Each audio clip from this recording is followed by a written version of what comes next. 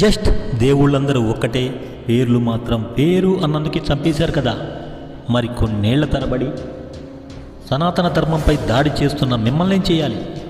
అక్కడ కాలిపోయింది ఒక మనిషి కాదు, మానవత్వం.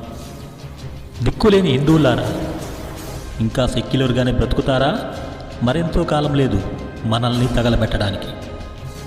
197 దేశాల్లో ఒకే ఒక్క దేశం మిగిలింది మన హిందువుల కోసం, భారతదేశం మాత్రమే. దానిని సెక్యులరిజం పేరుతో నాశనం చేశారు. సేవ్ ఫలస్తీనా అన్న ప్రతి నా కొడుకు ఈరోజు ఎక్కడికి పోయాడు? ఇది చిన్న విషయం కాదు, అలా అని సైలెంట్గా ఉండాల్సిన విషయం కాదు.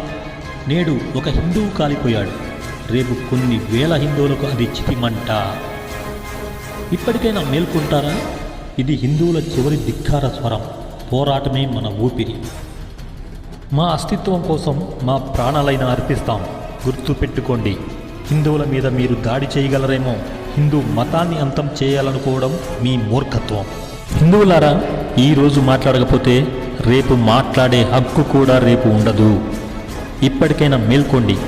అమర్ రహే దీపు చంద్ర దాస్. జై సనాతన ధర్మ, జై శ్రీరామ్.